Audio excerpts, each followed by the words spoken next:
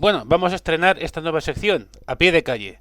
Como dije en la introducción, estos meses no he estado ocioso en el plano comunicacional. De hecho, me he dedicado a cubrir tres movilizaciones. La primera fue la manifestación contra la guerra de Irán, aunque era muy impreciso, era un no a la guerra bastante, y contra el imperialismo, todo muy abstracto y tal. El segundo fue el 1 de mayo, el Día de los Trabajadores, en el cual intenté abarcar todas las manifestaciones posibles, algo que fue humanamente complicado, puesto que cada uno está en un punto diferente. Pero bueno, conseguí cubrir dos y una, por desgracia, no llegué, pero bueno, casi llego. Y finalmente, la manifestación del 23 de marzo, la más reciente, contra el gobierno de Pedro Sánchez por parte de la derecha. La primera manifestación convocada por la derecha a la que asisto. Y que cubro también. Ambas cosas. Voy a empezar por la primera que cubrí, que fue a principios de marzo, por una plataforma cuyo nombre no quiero recordar. Quiero hacer un ejercicio de economía neuronal, porque ha habido como tres o cuatro con nulo recorrido, pero con actores muy similares. Al final son puñeteros chiringuitos y no merece la pena.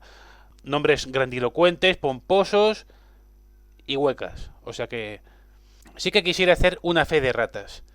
Cuando hablé de la inacción hasta el momento, de la falta de manifestaciones y del único acto que ni siquiera fue manifestación en contra de la escalada en Ucrania, dije José Antonio Aguilar. Y no, es Juan Antonio Aguilar. Y no fue convocada por ellos, sino por la Plataforma Global contra las Guerras, la cual, a diferencia de esta, no fue hecha por Podemos, no es un chiringuito de Podemos, ni fue creada de un día para otro. Y tuvo lugar en el Club de Amigos de la UNESCO. Me refiero, como hablaré más adelante, a la charla que se organizó por el ataque con Atacams, con los misiles Atacams, a territorio ruso, lo cual era una línea roja. Pero bueno, ya lo diré más adelante. La cuestión es que la izquierda sigue todavía, y voy a aprovechar para desahogarme, sigue todavía muy muerta, muy dormida con la guerra de Ucrania, cuando es la más preocupante, la más problemática. La de Irán ha sido muy grave, puede sumir al mundo en una recesión global, pero no es una potencia nuclear. Irán no tiene armas nucleares, por mucho que diga Estados Unidos que las quiere tener o incluso que las tiene. No. Rusia sí que las tiene y están cada vez más tensionando esa zona tan crítica. Con un pirómano como Zelensky, que encima hace poco atacó una residencia estudiantil frente al silencio de los medios occidentales. Fueron invitados por Rusia a cubrir este crimen y ni siquiera se presentaron.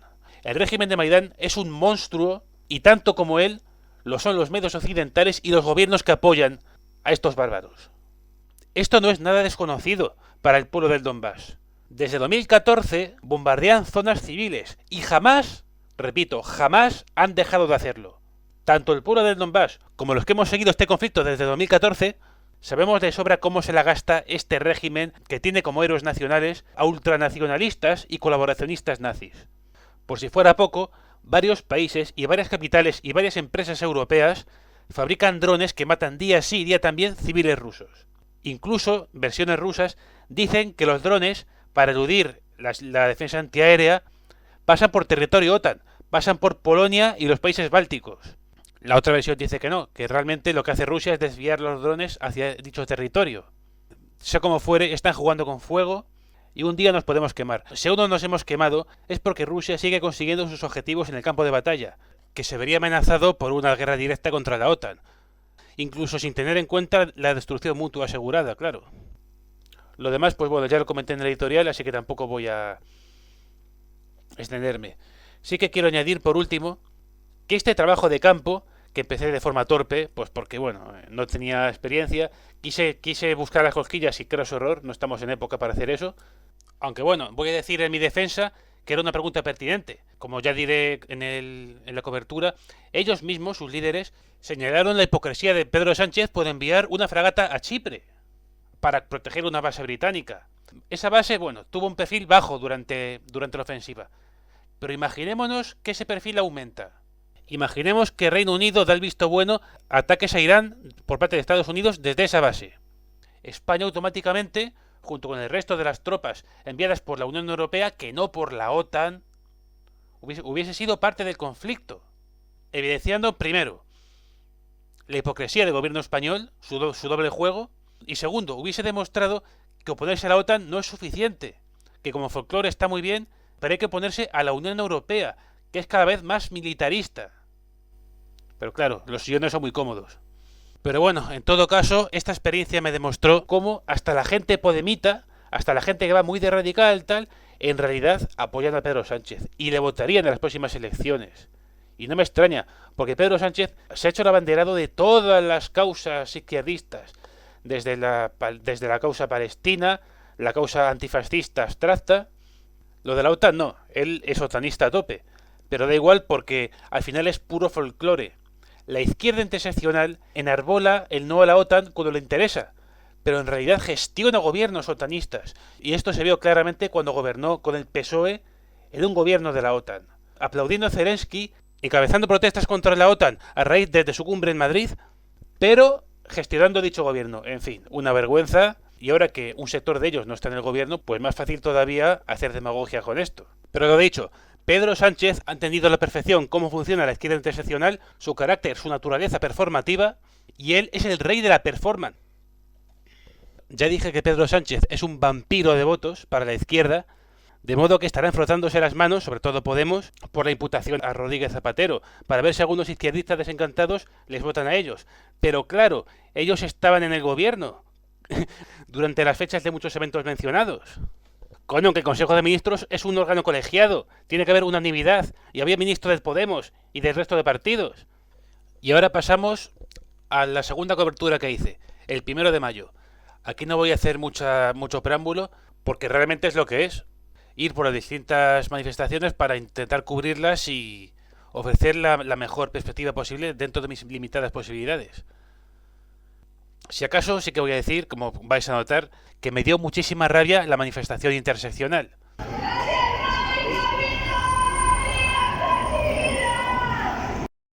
Patriarcado capital, alianza criminal. Cuando el capitalismo destruye el patriarcado.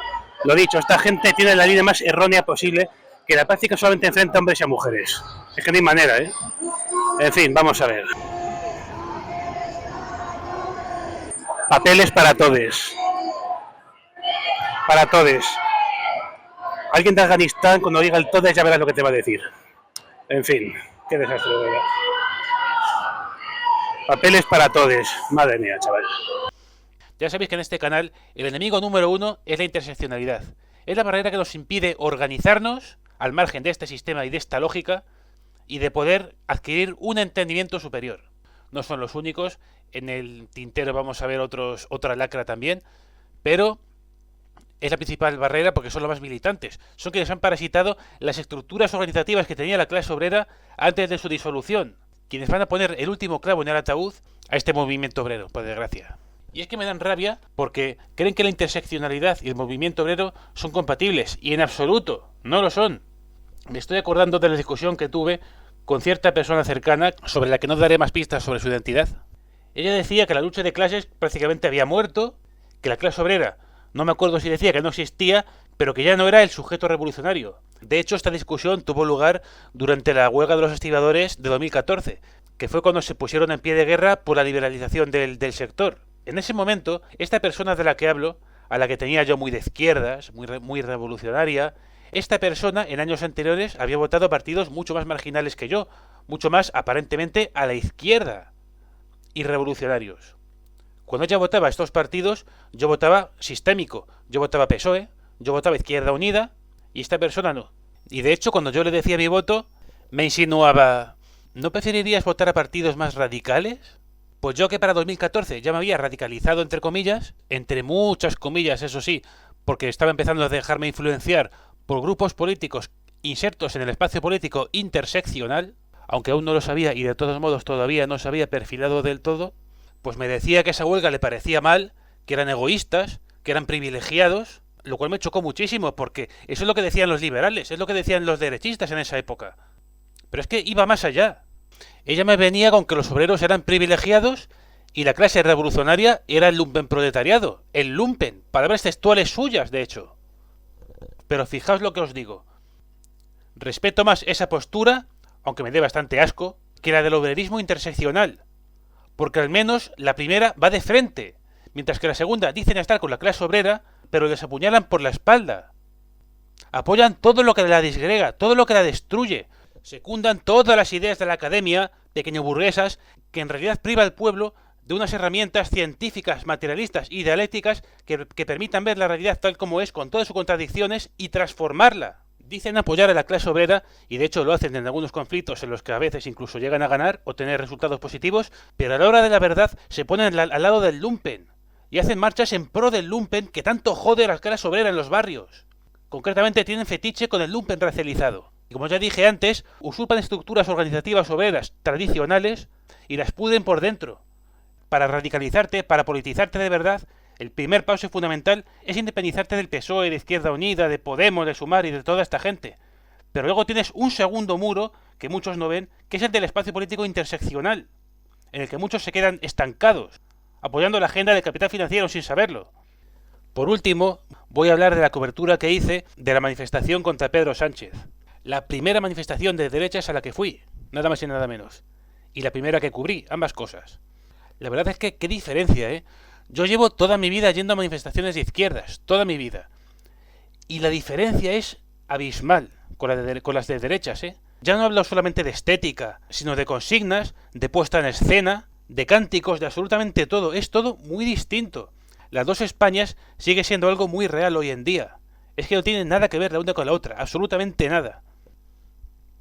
También quería añadir que cuando hablé de Zapatero y Plus Ultra, se me escapó un detalle muy importante. En Plus Ultra también está implicada la burguesía venezolana. Es un proyecto hispano-venezolano.